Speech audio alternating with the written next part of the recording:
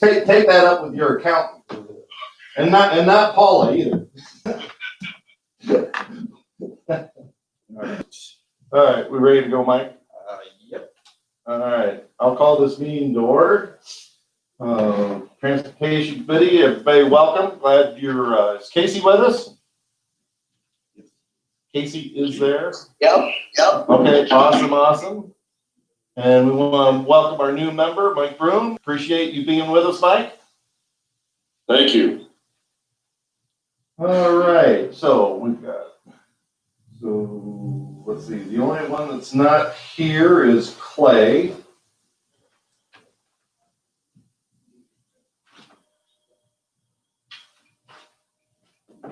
All right, I need approval of minutes from the May meeting.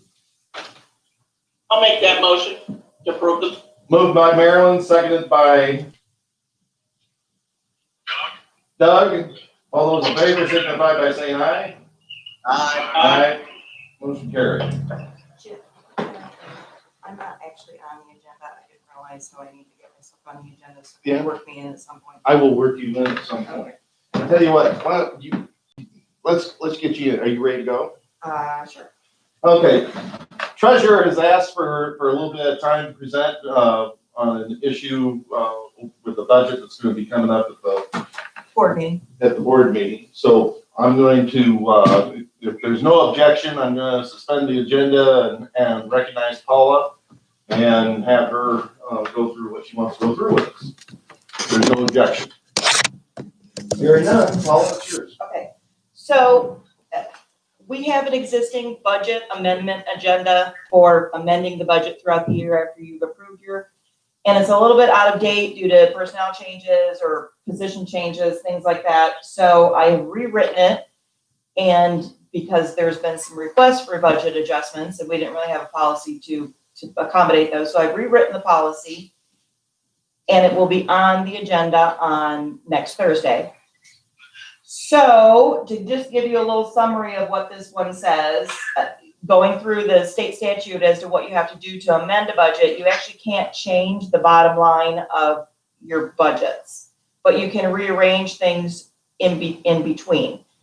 And we do have some contingency budgeting that we've done.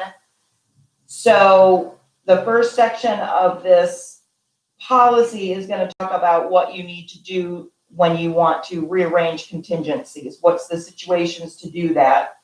And so the policy says that basically you can use contingency if it will jeopardize the health or safety of the community, or the situation, if left unattended, will interrupt or stop the daily operations of the department, or unanticipated expenditures that are necessary to keep a commitment to the public.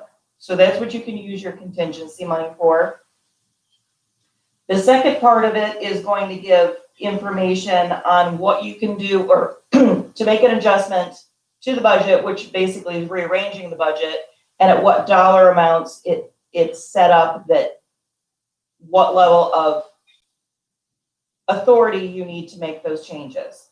So for example, anything to and from the contingency fund up to $25,000 just needs finance committee approval. Anything over $25,000 needs to go to the full board and needs a 2/3 vote to approve that budget adjustment to and from contingencies. Personnel expenses, if there's going to be a change to personnel expenses, that needs to go to the board, 2/3 approval, 2/3 majority approval to pass that. Expenditures that are covered by unanticipated revenues. So for example, the highway department actually is going to have one of these next month. We're going to put it through next month, hoping that you guys approve this policy this month. So he received a whole bunch of money from Green River Geronimo to do some highway improvements, the wind project, Geronimo Green River. And so we've got a new revenue source. He's got expenses planned to do those road repairs. So we'll be adjusting both of those next month. And we've got that budget amendment ready to go once you guys approve this policy. And then if there's any internal department changes, so for example, in my department, if I want to move things between, say, postage and supplies, if it's less than 25%, I, as the department head, am the only person needed to make that adjustment. Anything over 25% needs to go to the finance committee. So that's all outlined in this budget document, which I don't know has been shared with you. It'll be shared with you in your other committee meetings if you're on another committee, because I did get it there. I unfortunately did not get it to this committee. Well, Can you send that by email? I can. I will just send it to all board members so that you have it and department heads. I will do that so that you all have it, but that's what's planned. So if anybody has any questions, or if you have any concerns over what I just very quickly said to you without something in front of you for you to read along, please let me know. I have a question, Yes, and that is, so the bottom line, Department A is budgets $100,000 for its yearly expenses. Yes. And it's in balance. and it's So available. it's in balance. So but there's a unanticipated $25,000 of additional revenue because of an increase in sales tax revenue. Yes, Okay, so you're on the revenue side, you're ahead of budget by 25%. So we're allowed to spend that money in that current year as long Yes. as we do not disturb the bottom line. But you Yes. cannot create new money on the bottom line. So if you budgeted for 100, so that would adjust the budget to $125,000. right. But you couldn't do a project unless you had it in contingencies. I'm saying Yes. this whole long thing so I understand. Yes. Uh, I haven't heard anything incorrect yet. okay. But we couldn't adjust the budget to $150,000 to do an additional project that we were getting money from a different line item. For instance, so Dave needs more money in transportation Yes, because of an unanticipated expense. right. And general has some money in a different line item. We can't move money over to transportation to make up for that shortfall. Correct. Okay. Correct. Dave, do you have anything? So between funds, you're gonna have problems. Within a fund, you're in good shape, so long as you don't change the bottom line. So if we're at a balanced budget of 0, and we have an additional 100,000, well, like the COVID money, Right. so we're spending money on COVID, and we can't actually change the budget to accommodate that unless we can take it from somewhere else in the general fund, which we're gonna have to do because we are spending money on COVID. And we do have some contingency money, so we're probably gonna be fine. And when you talk contingency money, you're talking a specific line item that says contingency with a Yes. specific dollar amount, Right. not just what may be in the cash balance of that. Correct, correct. So in the case of something that's unanticipated and we don't have additional revenue, we may end up at the end of the year, you may have more expenses than what you have in the budget, which is gonna get us written up in the audit. But if you have something and you have no choice, I guess you have no choice. Or you need to try to find somewhere else to cut it from. Yes. Anybody have any questions? Marilyn, Mike? Casey, I'm okay Doug? with it. Well, don't say okay until you have it in your hand and you read it. Thank you very much. I believe I have read it. Oh, you have read it? Oh, well, excuse me. As usual, Marilyn Shippert is the head of the chair, so that's typical. So, I think it was sent out, I'm guessing maybe the finance committee, Kim. Yeah, it was. was it sent out? Yeah, it was already sent out. Other literature. Yeah, a while ago I must have missed it. when I came up with the original, I think I shot it out. No. And I was okay. told at that time to bring it to all the committees so that it would be shared with all board members at the various committees. So that's why I'm here. Very good. So you'll see me again at your other meetings. All right, we'll see you. Thank you, Paula. You're welcome. Looks like it was sent over. Okay. Have a good day. All right. Well, let's move on to claims. Yeah. You're gonna be acting secretary. Sitting on your lap. Okay, we're starting with township motor fuel tax. Just read them off and go. Right. Yeah. So you can check off, I'm not quite sure how you handle it. Claims. Yeah. When I go down and I read them and. Good idea. Make sure you're on the summary. sheet. Shiver paper. Okay, we have Amboy Township, $4,009.50 for dust control.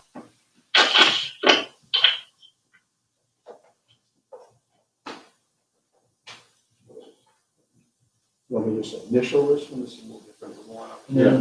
Well, you can sign it down there, there's that, in that middle section. There you go. Okay. Okay. Ashton Township, for dust control, $3,993. Doug, are you heading this way? Yeah, I'm just about there. Been about a couple of minutes. All right.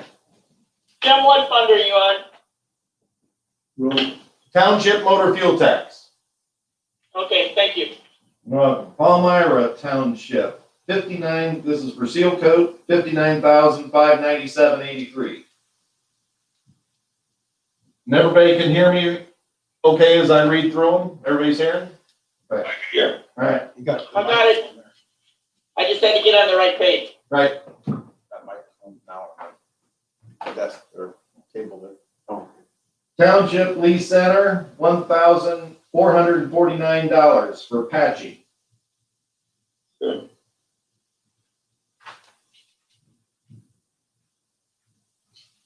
Harmon Township, Renner Quarries, Road Rock, $12,322.39. Hold it. That doesn't match I've got what's here. 10,000.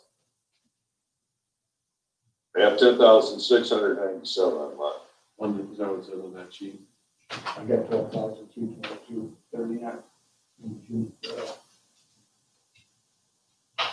10,697 cents is what was set out. $12,322.39. Renner Quarries, Harmon Township. Was that Harmon Township, Marilyn? Yes, And Mike? All right. Yes, Harmon. Oh, sorry, guys, you know what? That probably got changed after I sent that out. That's a new one, so. That got changed. Harmon Township had some issues with that, with the quarry. He came in probably subsequent to when I sent that out to you guys. So what should be on John Nicholson's sheet should be correct. On the sheet it's correct with what Yeah, you. Harmon Township had an issue with their bill. Okay, so you can make a notation on your sheet, but that needs to be changed to 12,322.39. Like that, 12,322.39.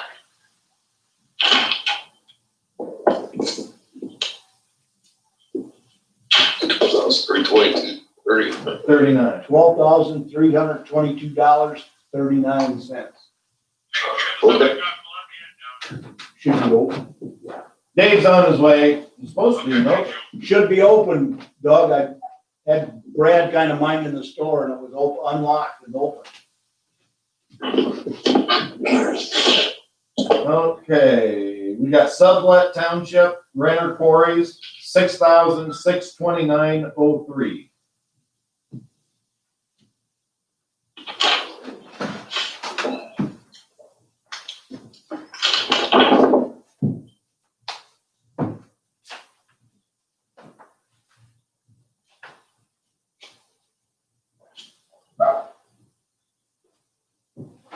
Lee Center Township, Renner Quarries, $4,445.50, 57 cents.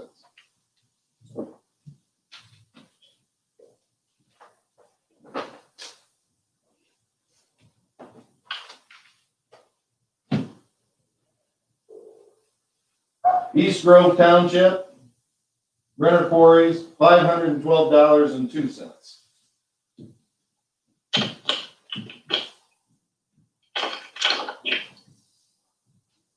Grand total, 92,958.34. 92,958.34.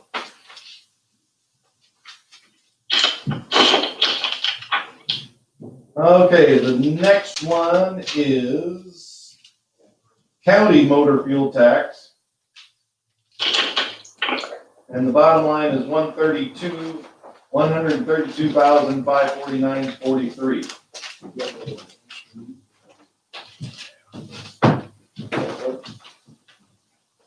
Hey, Doug, Hello. glad you could make it. You say 6 feet away from me, we're okay. Yeah, we're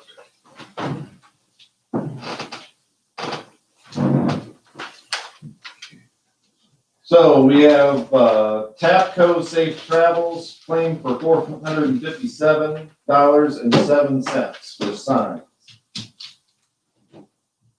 Tell you what, he's gonna be acting chairman now and you, You're in the new video, I'm not. yeah, you can just move the sheet down. Yeah. Want me to sign them, or you wanna sign them? You I can sign it. care. I'll sign them anyway, so. Where are we at on this one? Just on the second one. Okay, I see it. All righty. Ennis Paint for $75,550. That's road striping, I'm assuming. Yep. Yep. Is that our state contract? That was good.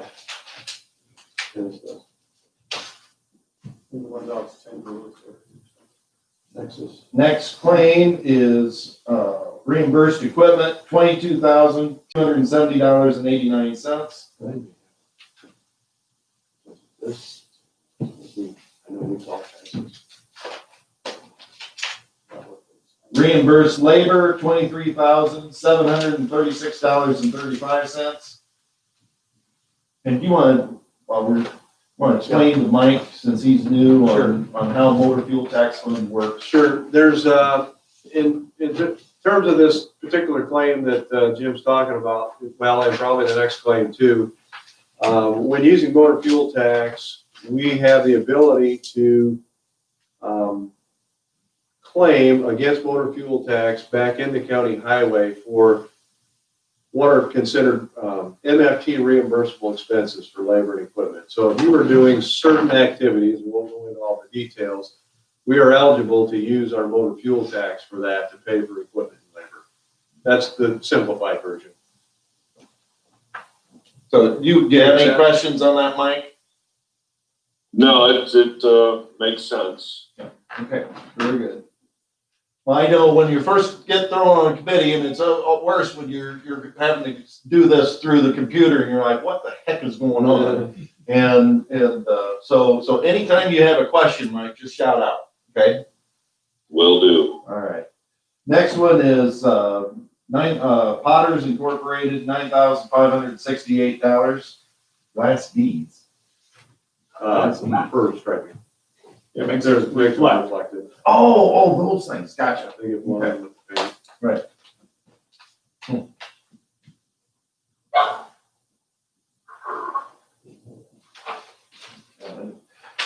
All right, Renner Quarries, $967.12.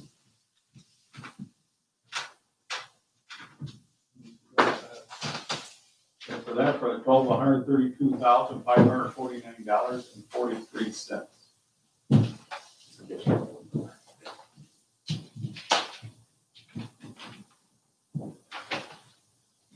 Okay. This is County Special Bridge. Context Construction Company for culverts and bands, an amount of $16,668.40.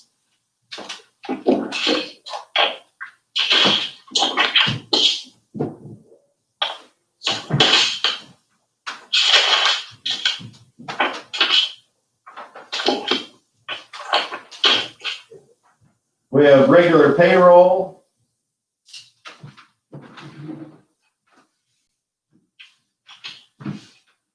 And this is for a total of $65,662.16.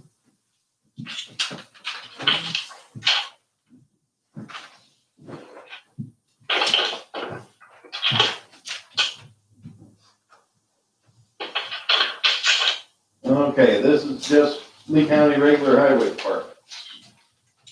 See, are these the ones where they just initial on the side? Oh.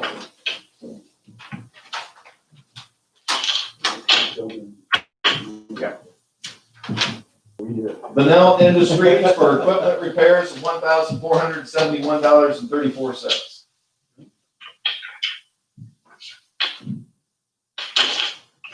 Heavy equipment, CBCS, equipment repairs, $2,680.72. I'm not supposed to do that. I went to do that one time and I got chewed out.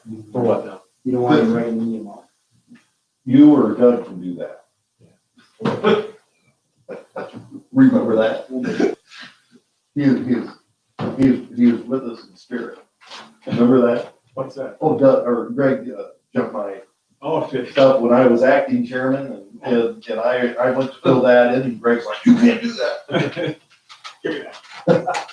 Yeah, he did. RC service, equipment repairs, safety, $617.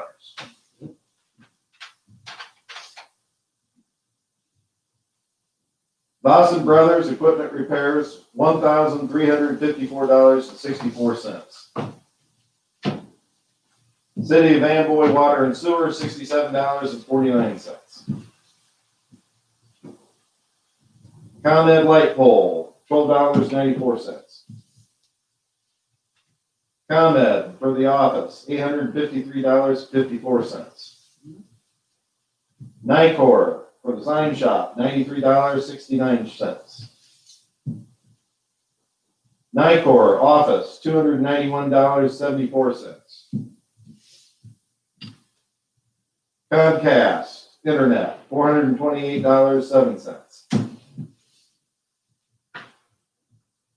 Verizon Wireless, $67.97.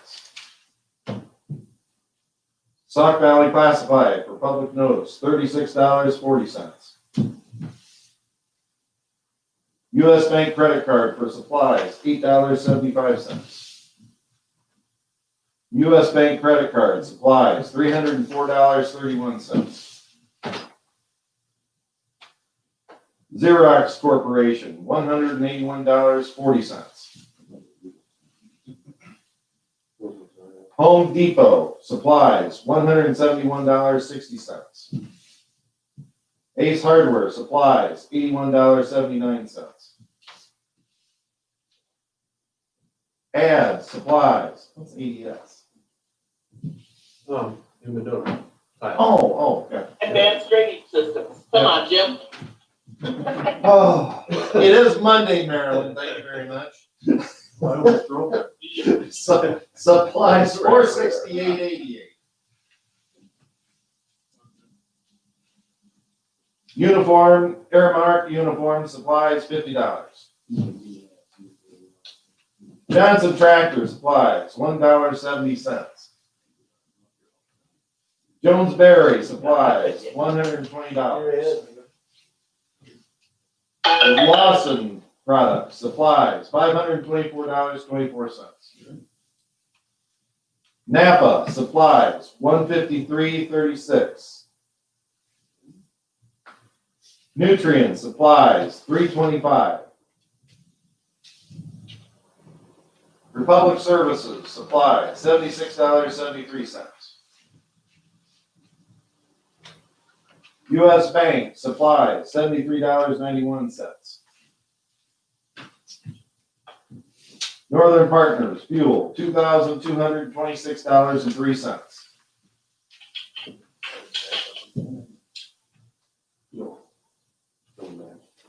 Oh, yeah. it's coming back. Are you guys?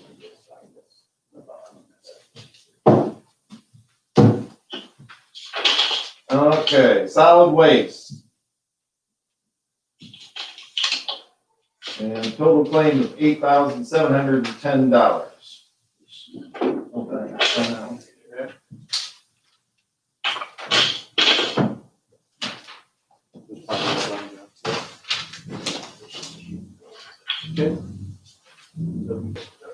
Kessel Farms electronic storage, $2,250.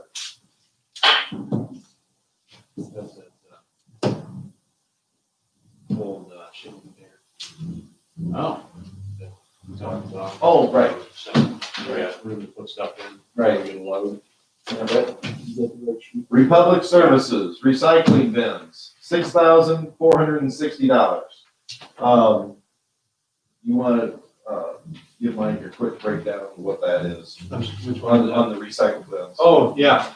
Mike, I don't know if you ever noticed, but we've got about 6 recycle bins for, we'll just call it like household recyclables, cardboard, glass, et cetera. 6 bins throughout the county, or 6 locations throughout the county, one of them being Dixon, 4th Street. But, we pay this through solid waste, through the host fees that come in from the landfill. And, when they're in the different communities, Ashton, Stewart, Sublette, so forth, those communities are then responsible for kind of watching over it, maintaining it, and calling when it's full. The ones on Dixon 4th Street are basically on a schedule because they fill up quite frequently, pretty regularly. And then, of course, that comes out solid waste, so.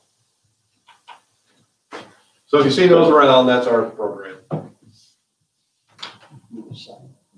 All right, we have 2 more claims. This is the new vehicles.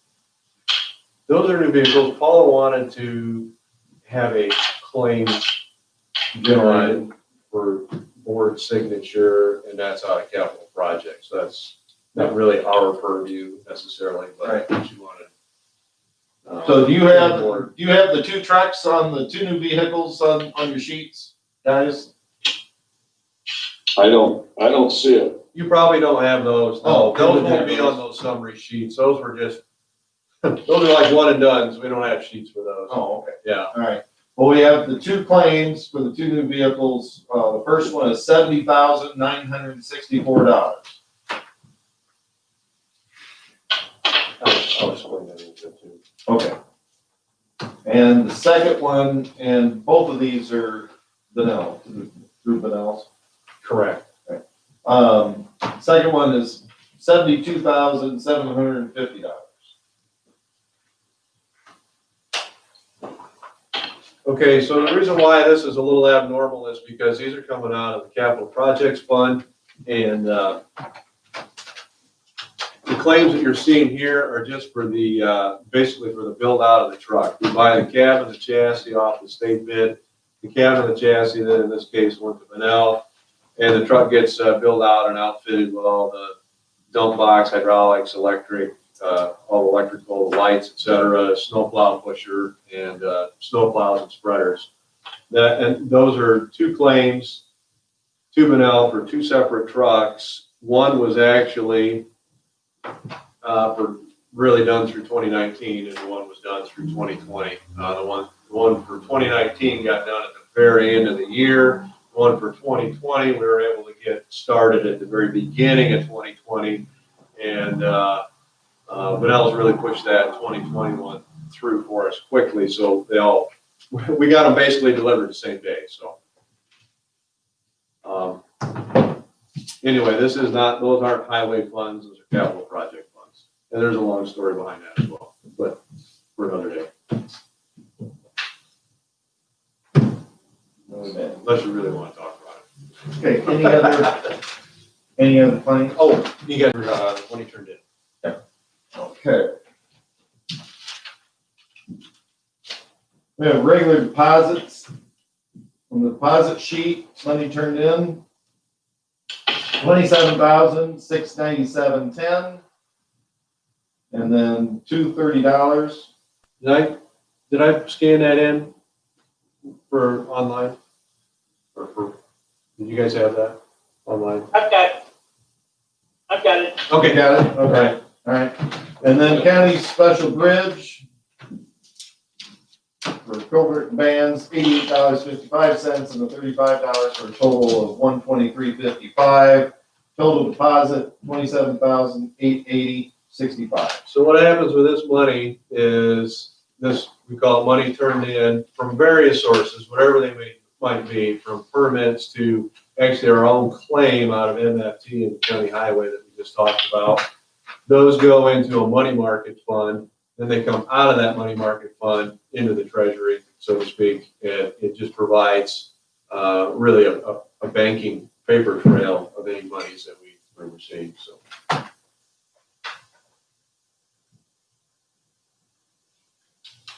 All right. Want to review the fund balances? Yep.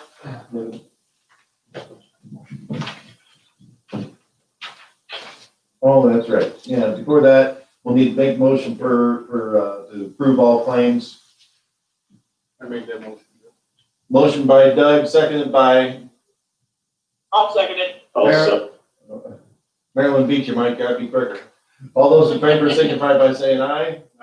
Aye. Opposed?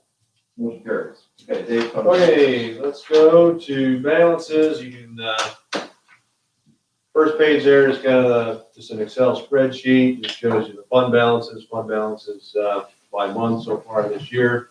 You can see as we go into these months before tax distribution, the balances, in particular in the county highway, tend to draw down. The county special bridge and the county matching, those draw down based upon projects. We'll just call them construction projects, and when those happen. So those don't necessarily really have a calendar cycle they follow, but county highway really would and does.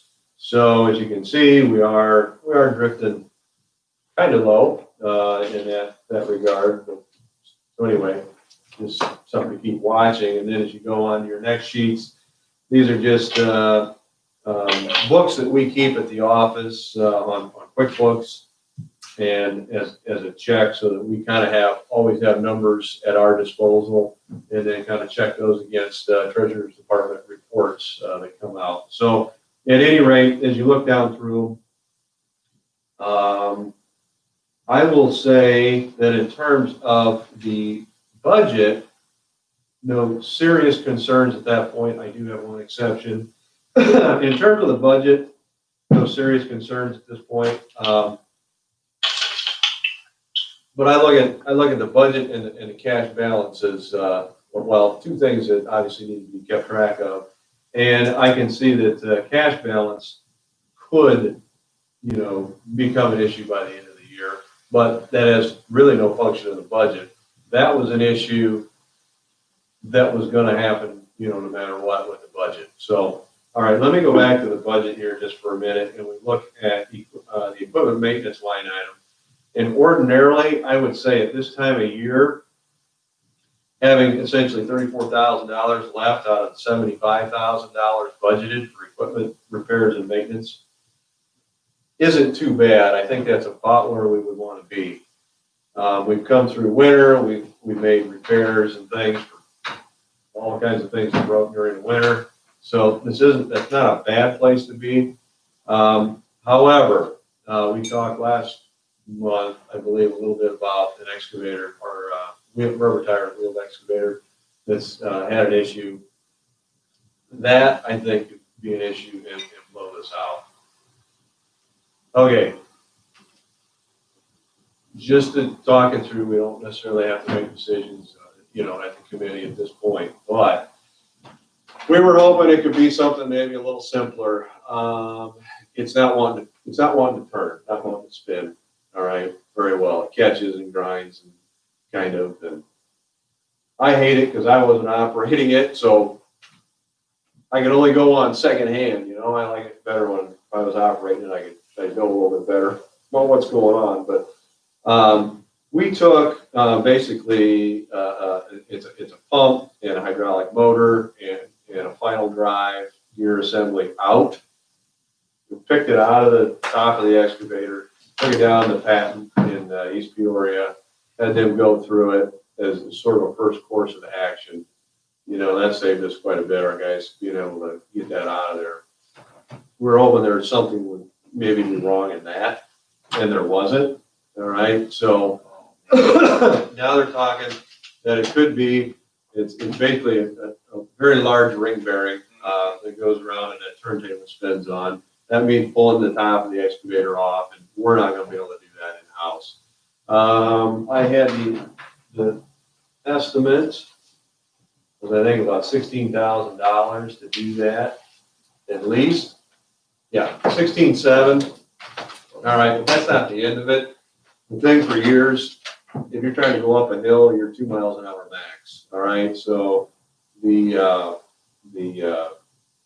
hydraulic pump for the drive, the hydrostat drive needs to be replaced, and that's probably another 5. Okay. It's really not a terribly functional machine without it. Okay, so we're looking at 20 plus, I'm thinking on this. Now, And it's a 96? 94. 94. 94, about 7,500 hours on it. Okay, so they said, well, you know, it's gotta probably be the ring bearing. Well, I don't want to send that thing down there, spend nearly $20,000 and the ring bearing not be the issue. I know how these things go. All right, I just got cold feet, talked to the mechanic about it. He's like, well, I kind of think the same thing. I'm like, okay, good. So we're gonna have one of their techs come up. It's gonna cost a little money, but go through all the and get all the pressures adjusted on the hydraulics. All right, if possible, there's a brake grabbing if hydraulic pressures aren't right. Okay, when there's hydraulic pressure, that brake opens, right? So if you move a joystick, it initiates hydraulic pressure, brake opens, it swings. You let off the joystick, brake closes, swing stops, you know, that kind of a thing. So we want to get all the hydraulic pressures adjusted, and we really need to do that anyway. We want to make sure all that's working right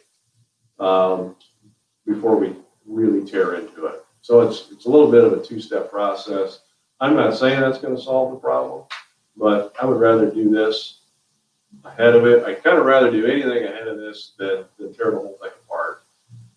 Is kind of what I'm getting at.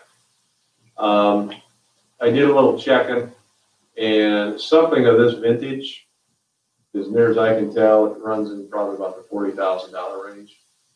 So we'd be spending about half its value getting it back up, but it's probably not worth a whole lot the way it is. We're zero.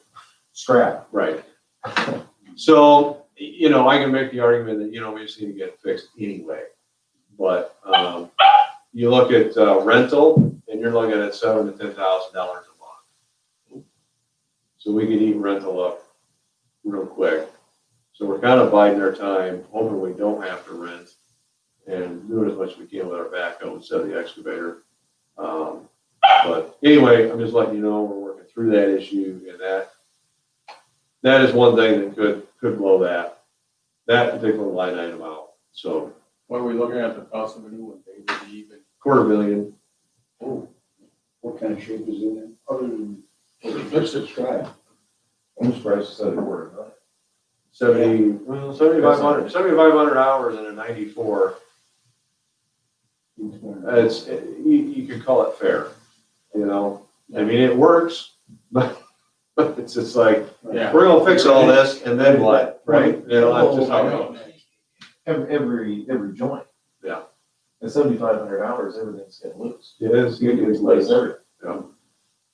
Yeah. I mean, we don't put lots of hours a year on it. I'd like to put more, but we don't.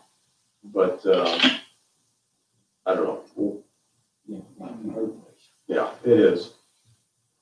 It is. It's one of those where there's no real good option. So. What? Question. Yeah, go ahead, Mike.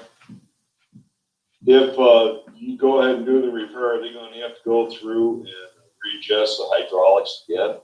Is this something that'll have to be done as part of the maintenance or repair? It should be done as far, in terms of maintenance, it really should be done anyway. And then, yeah, they'll probably have to after they get everything in there, they would probably want to adjust the hydraulics anyway, you know. We want to make sure that's not the problem before we tear it apart is all. In other words, do that first. No, Yeah. I understand. I'm just wondering if we're the potential of us paying for it twice. Oh, well, we wouldn't pay for that. No, we would have to, I think after those get set, really it's more of a mechanical thing after, when you're tearing that apart and replacing the bearing rather than hydraulics. So I think, I don't think we'd be doing it twice. And, you know, I suppose if so, we could talk to them about it and see if we can get a break on that. No, that was my only concern. I just didn't want us to have pay twice for Right, something. right. How many hours? 75. No. How many hours do we actually use the excavator? I mean. 400. So that's fair enough use. Depends on the year, yeah. I would say I'd really like to use it more. Don't have the time to do all that, but yeah. It's a lot more ditching I'd like to do. So, yeah. Anyway. It's kind of where we stand with that. Anybody have any other questions on the excavator? Okay. Then, you can't wait, stepping around now. Yeah, we're pushing ahead with things to get a guy up here and check a couple things out. But that's not it. We'll have to, I think we're gonna have to bite the bullet and do it. You're fixing I think so. You know, Yeah. I mean, watermelon, really. oh yeah, I don't see that as an option now. What's the lease going? You ever check that out? Yeah, we have, and I don't recall a year's of payment on that. I'm just curious, 8 years, 10 years out, 6 years. Yeah, we have, we checked it out. I don't remember those. Cause I just hate to see keep putting money into something and next year we just dumped 24, 30,000, whatever. Right. We still have a, Seems to me, it was in the 20,000 to 25,000 range. A year. Yeah. So, I'm guessing, it For sounds new. about right, yeah. But yeah, we did that last time we were thinking about it, we had a photo set too, so. Any more good news? No, I don't think so. I think that's about it on It's that. all bad. Yeah. Did I guess in terms of financials, did I give everybody the MFT spreadsheet or did I just give that to you? Give it to me. Did I give you an MFT, somewhat little history spreadsheet or not? I don't think I did. I don't have it. All right, let me give you a quick bottom line on that. Because I think everybody's kind of curious as to what's going on with MFT these days, motor fuel tax in these days.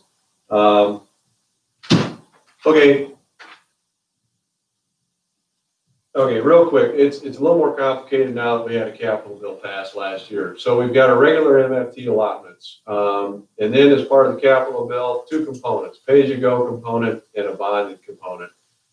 We've been receiving the pay-as-you-go component since about August of 2019. And that's called TRF, Transportation Renewal Fund. Okay, so we got a regular allotment, we get TRF now, which was to be our ongoing increase. And then there's the bonded portion.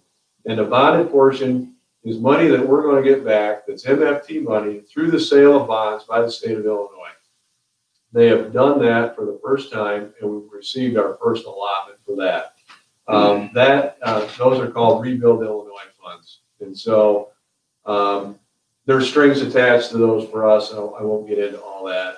And I guess for the purpose of this discussion, we'll just leave Rebuild Illinois aside right now.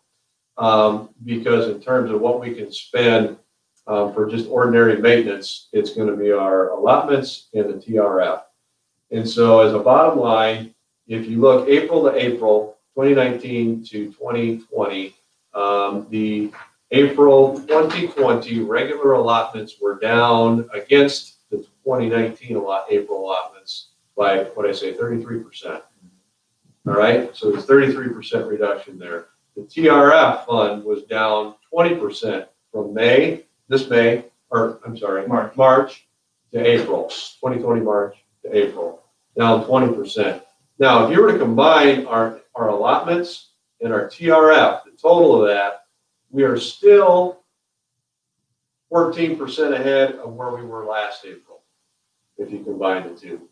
In theory, if none of this would all happen, we should be 68% ahead. Okay? But we're still 14% ahead, which gives some encouragement. I think we knew some reduction was coming.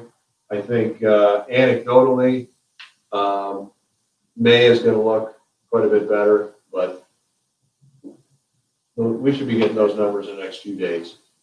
So just somewhat as a side note to what's going on. Is that what you're hearing? A little bit of guidance from Springfield is that May's bad. Shouldn't be as bad, but we're all waiting. Yeah, until we confirm that. Yep. So that's all I got. All right, you want to move on to new business? Okay, new business. Okay, a couple things. One, engineering technician let me know a week or two ago that he will be retiring come July 3rd. And so, there would be a replacement hire request coming from that. If you remember, and Mike, to catch up to speed, we had a maintenance worker that had a planned retirement, and he had announced that some months ago. And we had actually advertised out for that position, got applications in, and then the whole lockdown thing started, and so we had never conducted interviews on those applicants until this point. So that one's, I would guess you would say, in process. This other one that I just mentioned with the engineering technician, that is not in process. That's up for approval / debate at this point in the committee. So I guess we would be requesting a replacement hire, and I guess you as a committee need to debate the merits of that, at this time. So I guess to preface this, Dave brought, when he found out about the second retirement, he brought it to me, and he had also, he had talked to Bobby Olson, Finance Committee Chair, and then I talked to Bobby, one of the things, of course, this is going to be up to the committee on what you guys want to do, but kind of what we talked about was that with the uncertainty that we have and the revenues finishing up the rest of the year, not only, with county general and whatnot, and since we're gearing up for the budget process, that as something just to be prudent, from the county finance position, that we would approve one of the retiree hirings, regular hires. Now, to be clear, both of these positions are in Dave's budget. So there wouldn't be a problem with him going ahead and hiring both for the budget. Where the rub comes in is depending on what the overall finances of the county goes, David doesn't want to be in the position to hire somebody and then end up saying, sorry, money's not there, we've got a budget reduction, and so we're going to lay you off. So what Bob and I had discussed was that we go ahead and we replace the one person, we hold the other one back, put that through regular budget process. That gives us a little bit of time to see how everything is going to shake out. David had expressed to me that was doable. Of course, none of this we like. There's no question about that. That he can make that work. So that is an idea. I'm going to open it up for discussion, and we'll go from there. So, is there anything you want to Yeah, the only thing I would add in terms of making it work is obviously we're coming into our summer construction season. In fact, it's already started. It's typically pretty busy. This year will probably be exceptionally busy. We've got, say, an additional $4 million worth of work down in the southwest part of the county, repairing damaged roads from Geronimo wind farm. And that'll take a fair amount of oversight as well. So in order to kind of make that happen, I'm thinking we will also have to, without this particular employee or position, we may need to just consult out some construction oversight. And some of that wouldn't necessarily be from county highway budget. Some of it all depends on how the work gets spread out and the timing, but some could be from county special bridge, some could be legitimately used from some of the wind farm money. We would hope that consulting fees wouldn't come out of county highway, but another fund. So we still would have to spend some money, to get us by. What's the difference in salary? The one guy and the other guy. You mean like a new hire versus what this guy's going out You're there? gonna hire the guy that first retired. Don't you? You're gonna Yes, hire the maintenance worker, yes. You're gonna get the maintenance worker. Yeah. What's the salary difference between the two? The two are actually, right now, the two are actually close, all right? If we were to hire a technician, depends on what level, kind of what experience level you're at there. It could be lower, or it could be about the same, just depends on the experience level. Based on the work you got going, how much would you have to pay that something else? Well, you're generally looking at $100 an hour, on a consulting basis. So, $800 a day, easy, and times however many days, could be a month's work. So, those are just, that's what it is. With benefits, what does it come out to, Jay, about a maintainer? With benefits. With benefits, so you gotta figure that out. Yeah, oh yeah, absolutely. It's in the 75. I figured it right. Probably. I always got to kind of readjust those because I take what gets taken out for health insurance and I MRF out of the budget and I kind of calculate it through on a sort of per person basis, and it's around that. Yeah. Any comments? So the one position is already approved, correct? No. The one is. Oh, one is? One is? Well, we already, yeah, we remember. Oh, that's right. Yeah, the one is, so that's right. It's really just the engineering tech that we're looking at right now. Correct. Sorry. $16,000 a month, roughly. 20 working days, 2022, so Exactly. 17, 18,000 at the high end a month. It's all out. It's all out. And I don't know that. It's only, I know, those I are know. just shoot from the hip kind of calculations, just because you really don't know how it's gonna turn out. And how it's gonna time out. Well, the uncertainty goes both ways. Let me ask you this, okay? So if we have to consult, we will be pulling funds from another area to pay for the consultant, correct? Correct. Okay. Is there any possible way that we'd be able to utilize that money to pay for this employee if we hired him to keep him on? Not really. I know that's kind of a weird answer, but some of the money that I would hope to use would be funds that were already dedicated for, that were already really paid to us by the wind farm to get these projects done. So that's kind of one and done money. The other stuff, well, let's say I was gonna have a consultant watch over the bridge we're gonna build on Atkinson Road. Well, that would come out of county special bridge, and that typically wouldn't, you wouldn't really pull your salaries out of your county special bridge fund. Here's what happens, so that, okay, if we console it out, say all that bridge, then what happens is we actually charge the township and the TDP fund for the engineering. So we actually get money back for that work we do in the normal course of things. So you don't quote unquote lose it all just by paying the employee. I mean, they actually do perform a service that gets reimbursed. So in a way, that employee, that's a good question, because that employee sort of gets reimbursed other ways, just in the normal course of the work that we do.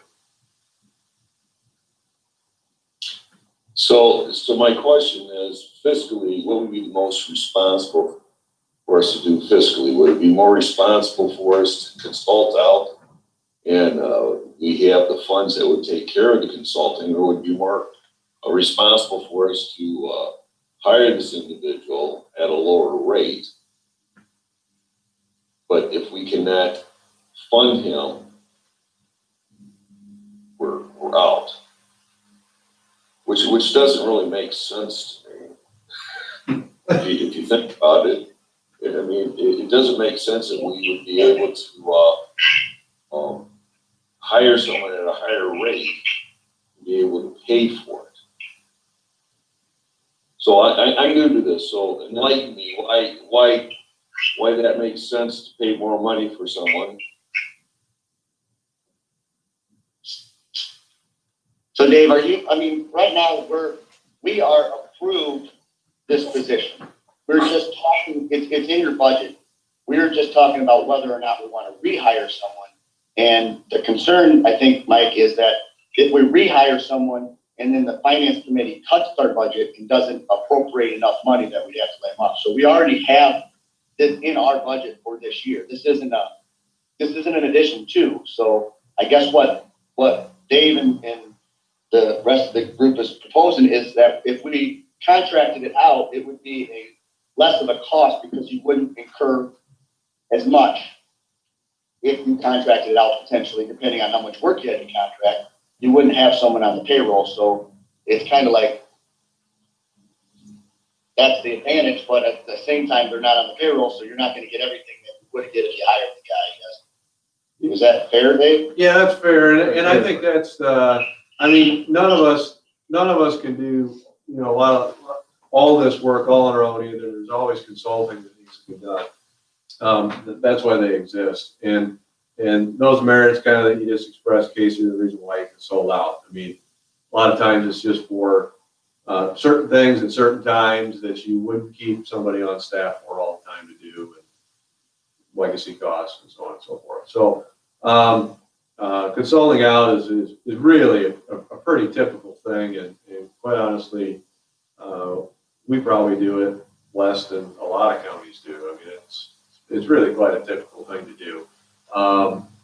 But we try to keep it in-house as much as we can, right or wrong. So in this particular case, it is really that question you posed, Mike, is what makes the most sense. You spend a little on consultants, or just hire the person and get on with it. And that's the tough call. That's what we don't really know for sure how it's going to turn out. It wasn't a couple of months ago, I'm sure we did it, but we discussed one person would could be in the office, and also you were looking at kind of a dual role. We did, yeah, we talked about that. Okay. Yeah. I don't know where that, I know it's probably hard to find someone with a technical engineering degree that also wants to go out and be a maintainer. Tough to find. You're right. I mean, It was kind of a hope. yeah, You know. I know, it's wishful thinking, I'm sure, but I just wondered whether Yeah. that ever Yeah. came to fruition or not. But you remember that, we discussed that. Oh, yeah. No, Yeah. we did. And Yeah. I mean, it's still possible. It's still possible that maybe part of the applicant pool that's out there for that maintainer. Yeah. To accommodate. accomplish that. You're We just gonna don't know, hire- we don't know yet. You're gonna hire the maintainer no matter.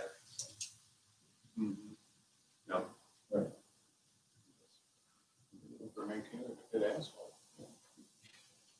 To your point, and Casey, appreciate your comment, because that was right on, but you really hit the heart of the matter is that obviously, if we can maintain that position long-term, if we knew what our revenues was and what the budget impacts of this year, but that's really kind of unknown. You know, we're generally thinking that total county revenues are gonna be down anywhere from 14 to 20%. So I guess as a county board member that's serving as chairman of this committee, I gotta think of how is our budget gonna fit in with everything else the county does? Because we're all gonna be having to take a hit in some way, and so, you know, this is, we really don't want to be in the position of hiring somebody and then turn around and let them go. I mean, that's no good for anybody. It's not good for us, it's not good for Dave. But yeah, the bottom line is in this whole situation we're all involved in is nobody knows. And I think hunting for a couple months, it just buys you a little time. Right, buys you a little time to see how, hopefully things become clearer rather than murkier, but we still don't know that either.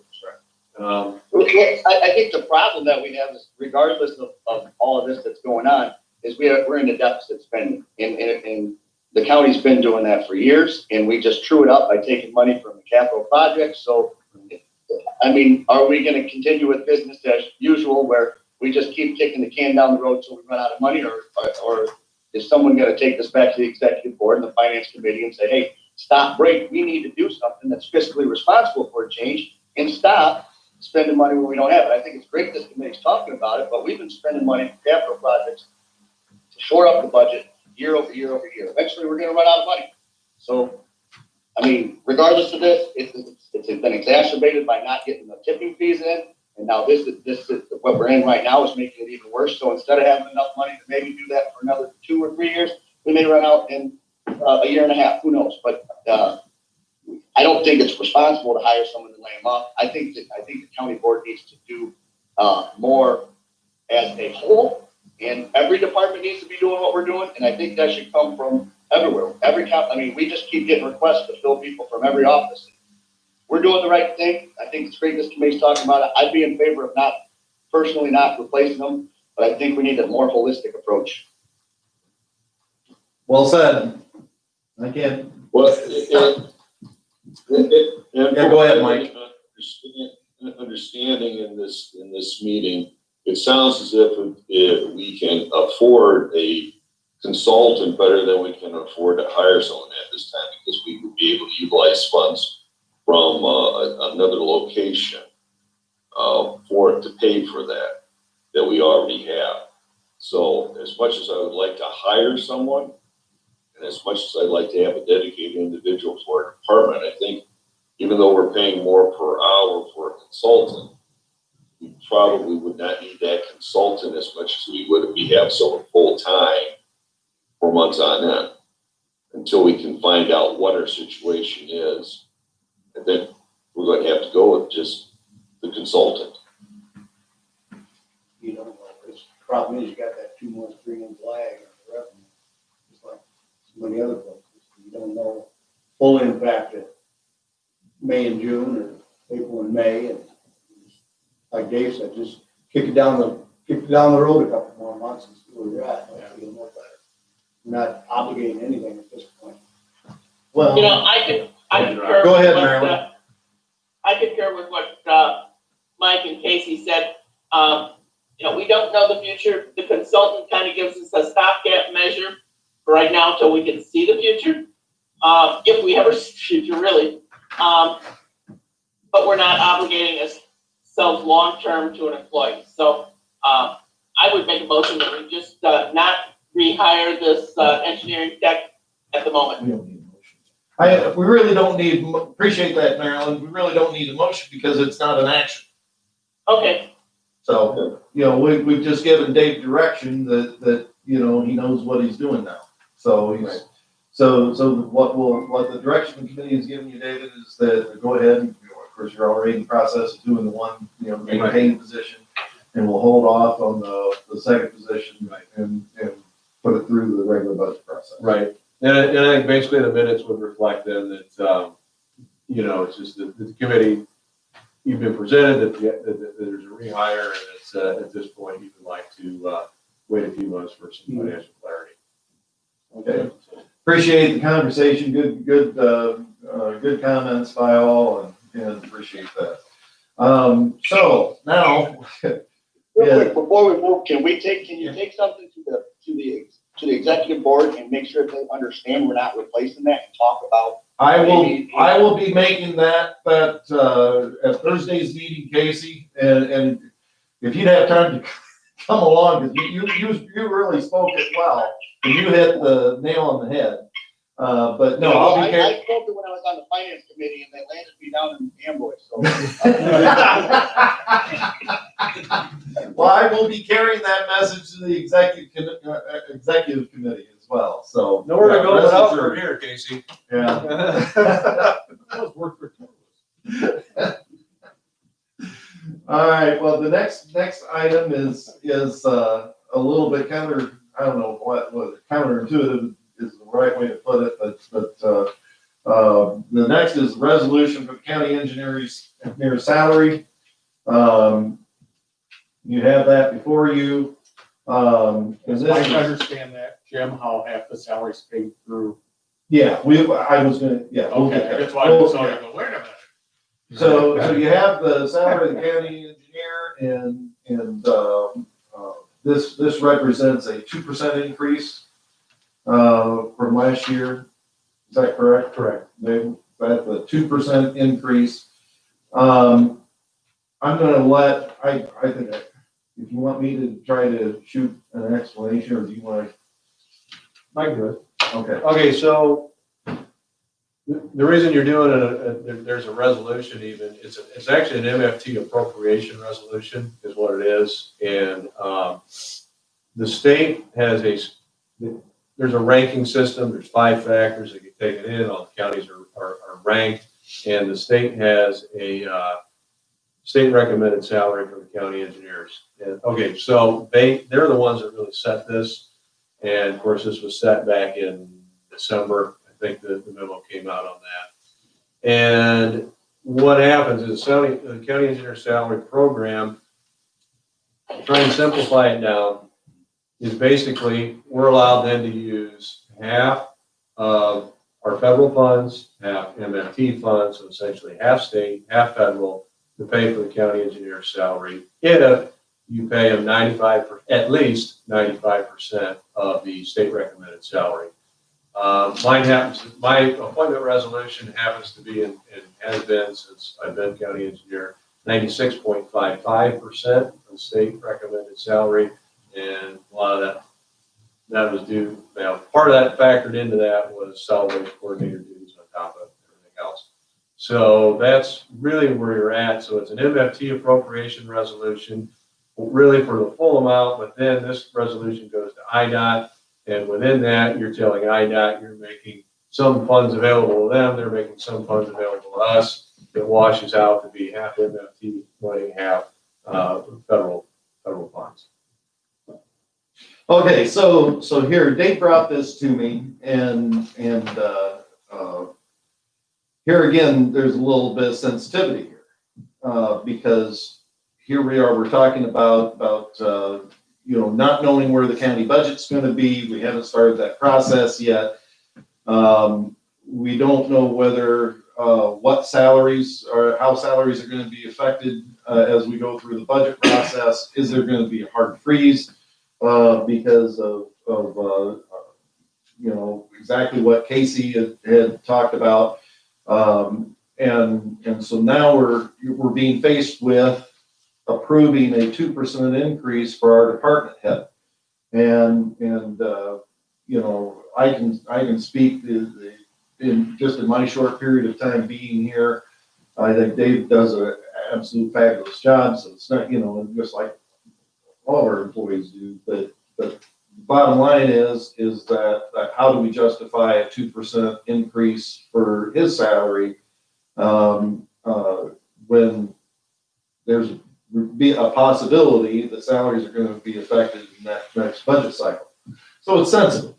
So, and that's why we're gonna talk about it. Now, Dave's explanation on the MFT side, what he didn't say was that if, and you correct me if I get this wrong, if his salary drops below that 95% level, it's no longer eligible to be reimbursed through MFT. Deals off as far as the salary or the federal funds go. So it's really important to getting the reimbursement from MFT to maintain his salary at that 95% level. And state, and federal. And Really, it's in in federal. Federal component is it, right? Yeah. So, this is, I wanted, there's the resolutions before you. You've heard the explanation, want you to be really understanding, and sensitive, and just the point that Casey made, of why this needs to move forward. So if anybody has any questions or comments, certainly like to hear. I guess I didn't print out that resolution, but, where does the 95% put us, in relation to his current salary? I know he's 96, whatever now, but the state recommended extra went up, so where does So- 75? So if I understand your question correctly, Marilyn, if you were to take, instead of 96.55%, if you were to take 95% of this current recommended salary, it'd throw you, well, we didn't have just below the 95% level. If you kept it, status quo, kept the salary the same this year, 2019, the same as 2020, you'd fall, I think, just short of 95%. Okay, we obviously need to maintain at least the 95%. Depends on how you round it, I think, if I remember right. And the 96 point whatever gives us a 2% increase? Yes. Marilyn, I think 1.5%, just in my head, you'd be looking at roughly $2,000 a year savings if we didn't give them Right. the recommended. Correct.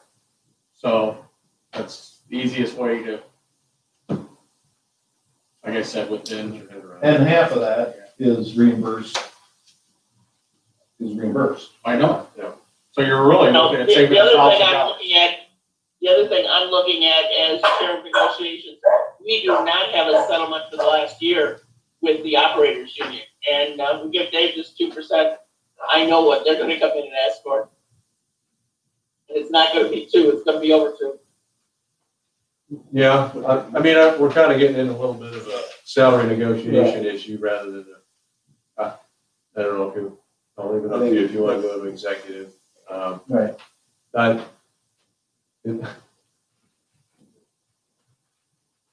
Yeah, I have a response to that, but I don't know how far we want to continue. That's fine. Well, I don't know, we really and I understand what you're saying, Marilyn, and if you want to go further on that, I agree with Dave, we probably need to go into executive session. No, I don't need to go any further than that. Because nothing's happening with that negotiation, so I just, hear the repercussions of this in that session.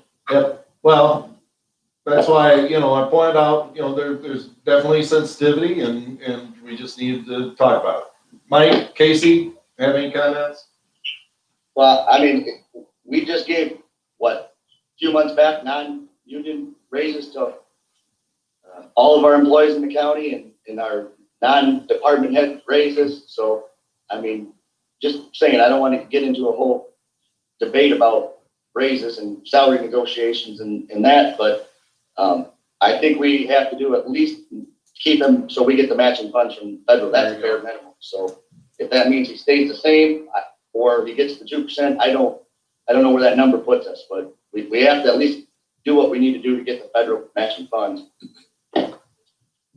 Just so you know, I also brought this up with Bob and he is supportive of the resolution as well. Mike, do you have any comments? Well, my comment is this, that it doesn't make sense for us to drop below 95%. That'd be shooting ourselves in the foot, you know? And from what I understand, the other department heads have already had a raise, and Dave has not had that. Is that correct? Yeah. The only department head that got a raise so far is this corner.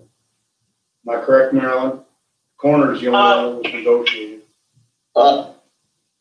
The elected department heads, our salaries are set prior to their 4-year term. Right.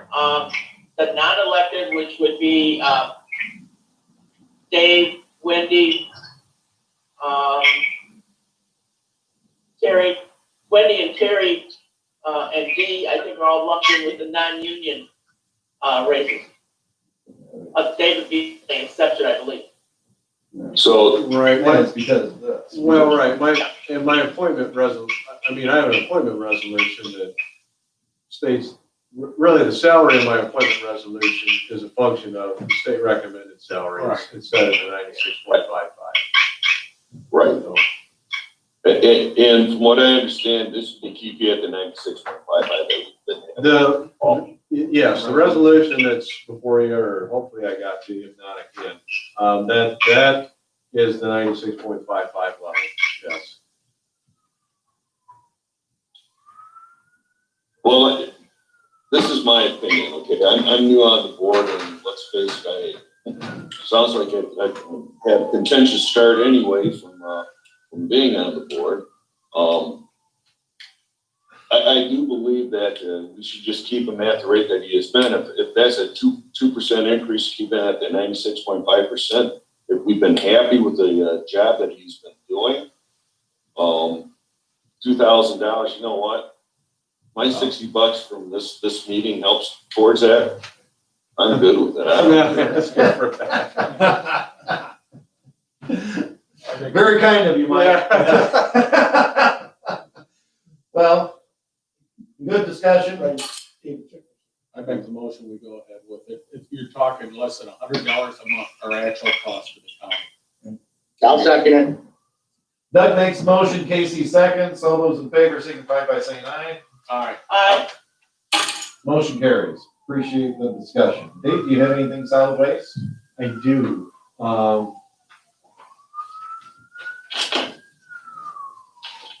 Let me back up real quick, just to let you know, I had sent out an email, and Mike, I apologize, I thought you were on my group list, I put you in there, I think you might have missed an email or two. There's a bid letting that we held on Friday. We had talked about that last month, and I think Casey was offering to come down to that. Just knowing that having the bid letting here on a Monday gets a little cumbersome, so we were gonna do it ahead of it. Well, as I worked through it all, it's all gonna be funded, they're all township projects, and they're all gonna be funded locally. So the county board had no real purview over those finances. So we just held the bid letting as part of our engineering service to the township.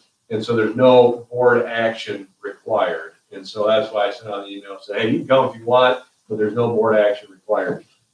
So just to give you an update, I'll just let you know, South Dixon Township, we'll grind up an HMA job. Porter Brothers got that for, I'll use round numbers here, but I'll tabulate them. It's all, we put our bid tabs on the website, so anybody can go look at those at any time. Basically, as soon as we run the extensions through on that day of the bid, we post it up on the website. So you can always find it there. So Porter Brothers picked that up for about $68,000. Brooklyn Township had some hot mix overlay work for about $85,000. Civil constructors picked that up. And then Willow Creek Township had some seal coat work to the tune of about $152,000. Porter Brothers picked that up. So I'll report that in the minutes, but just to give you a heads up on that. Going on to solid waste. We would like to, or we will open up that our electronics collection now. We'll do that tomorrow. We're going to start tomorrow on that. I think we can get everything together. I'll be honest with you, there's gonna be no big, advertising blitz on this. We get calls 10 a day, and we're gonna answer them as we get them. And the reason we're not doing a big advertising deal is they would be stacked up, okay, just little by little. We fit this in around the edges at the department as far as collecting them, getting them sorted, and then getting them loaded onto a semi box truck when we get enough. Our maintainers just little in the morning, little in the afternoon, keep things organized, so we can't take large volumes at a time. So we'll just trickle the word out, okay?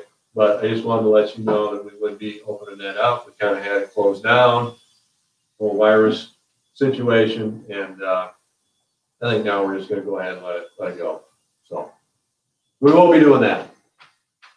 So tell your friends, family, et cetera, on a limited basis. So, You don't have a large family, you're good. yeah, that's right. Yeah. All righty, that's the end of our agenda. Anybody have anything else to bring up for the good of the cause? Possibly next month back at Amboy, in case I forget to stop on the way by. Yes, That would be yes. very nice. Up to you folks. So, Find out the guidelines. Yeah, I what was the can't, I more? think the 6 foot would be the only one that might hang around for a while. Looks like about everybody started to back away from the face masks. We got a table about this big, and then if we want Okay, to sit chairs, yeah. in a chair in another location, that we've got room for that too. So it's up to you folks. what does everybody think? Back to Amboy next month? And do we want to keep the meeting time at 7 AM? I'm assuming Casey does. Really, it doesn't make a difference to me what the meeting time is, because if you can do Zoom, but if we're not doing Zoom, I don't, it's whatever works for the community. Well, I like 7 o'clock. I mean, it's really, I get up a little early, don't bother me once a month, twice a month, I get up. So, Well, yeah, it's easy for me, but it's right around the corner from my place. Are you still home, Casey? What do you mean? You still working it out of your house? No, I haven't worked out of my house yet. Oh, We haven't moved the bridge, so the only time I was off was with my mom, so that was it. okay, okay.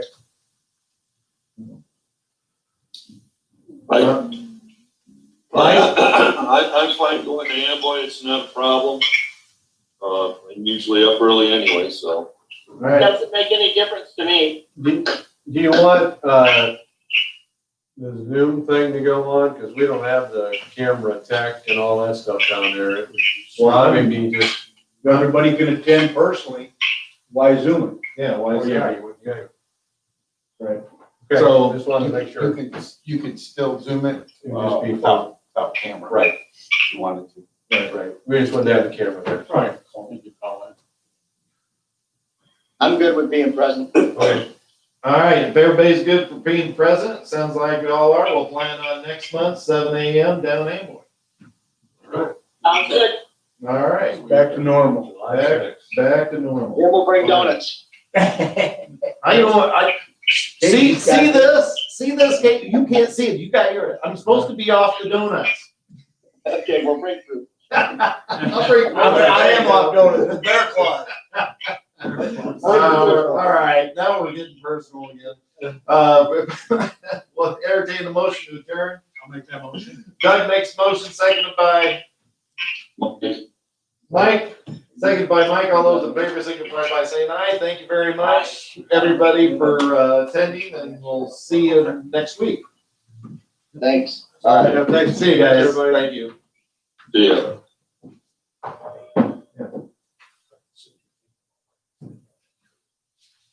All right. So that's gonna stay on.